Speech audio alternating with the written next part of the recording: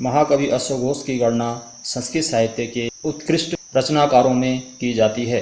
ये राजा कनिष्क के समकालीन थे, इसलिए इनका समय ईसा की प्रथम शताब्दी माना जाता है। ये साकेत के निवासी थे, जिसे आज अयोध्या के नाम से जाना जाता है। इनकी माता का नाम सुवर्णाक्षी था। वर्तमान समय में इनके द्वारा रचित 3 महाकाव्य पाए जाते हैं। पहला बुद्धचरितम, दूसरा सौंदरनंदम, तीसरा सारिपुत्र प्रकरणम। आज हम इनके द्वारा रचित बुद्धचरितम के एक अंश का अध्ययन करेंगे, जिसे हमारी पाठ्यपुस्तिका में न त्वं शोचितुम् अर्हसि नाम से स्थान दिया गया है। इस महाकाव्य में 17 सर्ग हैं। इस महाकाव्य के नायक राजकुमार सिद्धार्थ हैं, जो राजा शुद्धोधन के पुत्र हैं। इस महाकाव्य में वर्णित है कि जब राजकुमार सिद्धार्थ का जन्म हुआ था, तब किसी ज्योतिषी ने भविष्यवाणी की थी कि यह बालक आगे चलकर या तो महान राजा बनेगा या महान सन्यासी। जैसे जैसे उनका बौद्धिक और शारीरिक विकास होता चला गया, वैसे वैसे उनका झुकाव अध्यात्म की ओर बढ़ता चला गया। चिंतित राजा ने उनके लिए की गई भविष्यवाणी को ध्यान में रखते हुए एक भव्य महल का निर्माण करवाया। उस महल में सभी सुख सुविधाओं को रखा गया, ताकि उनका ध्यान सुख सुविधाओं की ओर आकर्षित होता रहे। वहाँ सेवकों के रूप में सुंदर और खूबसूरत स्त्री पुरुषों को रखा गया। एक दिन राजकुमार शुद्धोधन नगर भ्रमण के लिए निकले। वहाँ उन्होंने वृद्ध, रोगी तथा मृत व्यक्तियों को ले जाते हुए देखा। उन्होंने अपने सारथी से उनके बारे में पूछा। सारथी ने उनकी अवस्था के बारे में विस्तार से समझाया और बताया कि हम सभी लोग भी एक दिन ऐसे ही वृद्ध होंगे, ऐसे ही रोगी होंगे और ऐसे ही मृत अवस्था को भी प्राप्त हो जाएंगे। यहीं से राजकुमार सिद्धार्थ के विचारों का प्रवाह बदल गया। उन्होंने सोचा कि जब राजा अपनी प्रजा को इन कष्टों से मुक्ति नहीं दिला सकता है, तो ऐसे राजपद को लेने से क्या लाभ, क्योंकि इन समस्याओं का निवारण मात्र आध्यात्मिक ज्ञान और उनके आचरण से ही हो सकता है। इसलिए उन्होंने गृह त्याग कर आश्रम के लिए प्रस्थान किया। प्रस्तुत पाठ का वर्ण्य विषय इससे आगे घटित घटनाओं पर आधारित है। आइए पाठ का अध्ययन करते हैं। पाठ का नाम है न त्वं शोचितुम् अर्हसि। तुम शोक करने के योग्य नहीं हो, अर्थात तुम्हें शोक नहीं करना चाहिए। ततो मुहूर्ताद्युदिते जगच्चक्षुषि भास्करे भार्गवस्याश्रम पदम सददर्श निर्णाम्बर। राजकुमार सिद्धार्थ द्वारा गृह त्याग कर लेने के बाद वे सारी रात चलते रहे और प्रातःकाल होते होते भार्गव ऋषि के आश्रम में पहुँच गए। ततो मने इसके बाद स वे निर्णाम्बर श्रेष्ठ मनुष्य भास्करे सूर्य के जो कैसे हैं, जगत चक्षुषी जो संसार की आँख के रूप में स्थापित हैं, उसके अभ्युदय उदय होने के शुभ मुहूर्त पर भार्गव ऋषि के आश्रम को ददर्श, अर्थात प्रातः काल होने तक वे महर्षि भार्गव के आश्रम में पहुँच गए। सुप्त विश्वस्त हरिणम स्वस्थ स्थित विहंगमम विश्रांत इव यदृष्ट्वा कृतार्थ इव चाभवत्। उस तपोवन का वातावरण संसार के वातावरण से बिल्कुल भिन्न था। वहाँ हरिणम हिरन सुप्त विश्वस्त विश्वासपूर्वक सोए हुए थे। विश्वास यह कि उन्हें कोई नुकसान नहीं पहुँचाएगा। विहंगमम और जो पक्षी थे स्वस्थ स्थिता स्व में अपने में स्थित थे, अर्थात प्रसन्न मुद्रा में स्थित थे।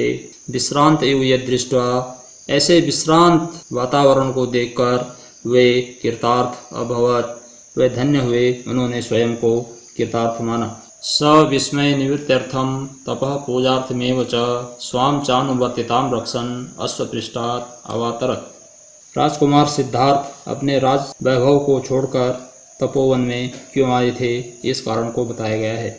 यहाँ पर इस श्लोक में उनके आने के 4 कारण बताए गए हैं। पहला है विस्मय निवृत्त्यर्थम।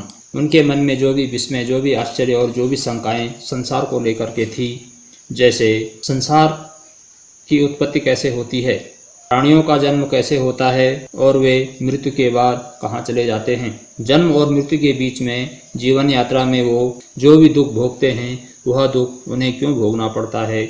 इस तरह के कई प्रश्न उनके मन में थे। उनकी निवृत्ति शांति के लिए, उनका उत्तर पाने के लिए। और दूसरा कारण बताया गया है तपः, तप का अर्थ होता है मानसिक और शारीरिक रूप से शुद्ध हो जाना। तीसरा कारण बताया गया है पूजार्थम। पूजा का अर्थ होता है अपने आराध्य के प्रति अपने मन की कृतज्ञता को प्रकट करना। और चौथा कारण बताया है स्वांच अनुवर्तिताम रक्षण।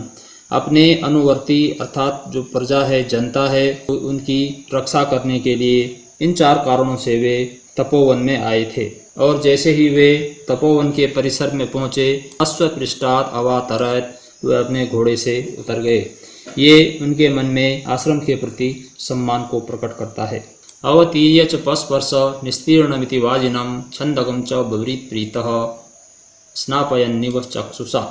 आश्रम के परिसर में पहुंचने पर उन्होंने सबसे पहले क्या कार्य किया उसका वर्णन है। अवतीर्य उतर करके, पस्पर्श अच्छी तरह से स्पर्श किया, वाजिनम घोड़े का। सबसे पहले उन्होंने घोड़े का स्पर्श किया अर्थात घोड़े की पीठ को थपथपाया। चक्षुषा स्नापयन एवं चक्षुषा नज़रों से, दृष्टि से, स्नापयन नहलाते हुए जैसे अर्थात प्रेम पूर्वक दृष्टि से देखते हुए, छंदकम छंदक से, अब्रवीत बोले। छंदक उनका अनुचर है जो उनके साथ साथ आश्रम तक आया है। तो सबसे पहले उन्होंने घोड़े का धन्यवाद ज्ञापित किया और फिर बड़े प्रेम से छंदक से बोले, निस्तीर्णमिति, आप लोगों ने मुझे निस्तीर्ण कर दिया है, भवसागर से पार कर दिया है। अर्थात राजमहल से आश्रम के बीच का जो जंगल का रास्ता था वह घना भी है और भयंकर पशुओं से युक्त है। उस कष्ट से आपने मुझे मुक्त करते हुए यहाँ तक पहुँचा दिया है। इमं तार्क्षोपमजवम तुरंगम अनुगच्छता दर्शिता सौम्य मद भक्ति विक्रमस्यायमात्मनः। इस श्लोक में उन्होंने छंदक से क्या कहा यह बताया गया है। उन्होंने छंदक से कहा, हे सौम्य। सौम्य का अर्थ होता है सुंदर भाव वाले, अर्थात हे छंदक, आपने इमम मेरे इस ताक्ष गरुड़ के जैसे जव, जव कहते हैं बेग के लिए, उपमम माने तुल्य, मेरा ये जो तुरंगम घोड़ा है, इमम तुरंगम, यह जो मेरा घोड़ा है उसका जो उसकी चाल उस गरुड़ के जैसे तीव्र है। उसके अनुगच्छता, उसके पीछे पीछे चलते हुए आपने मद भक्ति ही, मेरे प्रति अपनी भक्ति, आत्मनः विक्रमः, अपना जो पराक्रम है, निर्भयता है, उसको दिखा दिया है। आप इस घनघोर जंगल में सारी रात मेरी सुरक्षा करते हुए मेरे पीछे पीछे चलते रहे। इस प्रकार से आपने अपना साहस भी दिखाया है और मेरे प्रति अपनी भक्ति भी दिखाई है, इसलिए आप प्रशंसा के पात्र हैं। को जनस्य फलस्थस्य न स्यादविमुखो जनः जनी भवति भूयिष्ठम स्वजनोपि विपर्यये। क्यों आप प्रशंसा के पात्र हैं इसका कारण बता रहे हैं। संसार की सामान्य प्रवृत्ति है कि जो व्यक्ति प्रभावशाली होता है, सामान्य लोग उसके आगे पीछे घूमते रहते हैं, लेकिन जैसे ही वह प्रभावहीन हो जाता है उसके अपने सगे लोग भी उसको पहचानने से इनकार कर देते हैं। तो फलस्थस्य जनस्य, जो व्यक्ति कुछ परिणाम देने की स्थिति में है, को कौन अभिमुख न स्यात्, कौन उनके सामने नहीं होता है, अर्थात कौन उसके सामने उसके आगे पीछे नहीं होता है। लेकिन जनी भवती, लेकिन जैसे स्थिति विपरीत हो जाती है तो भूयिष्ठो स्वजनोपि, बहुत घने स्वजन सगे रिश्तेदार भी विपर्यये, विपरीत स्थिति को प्राप्त हो जाते हैं, अर्थात अनादर करने वाले हो जाते हैं। इसलिए आप प्रशंसा के पात्र हैं, क्योंकि आपको पता है कि अब मैं राजकुमार नहीं हूँ, फिर भी आपने मेरा साथ दिया, इसलिए आप प्रशंसा के पात्र हैं।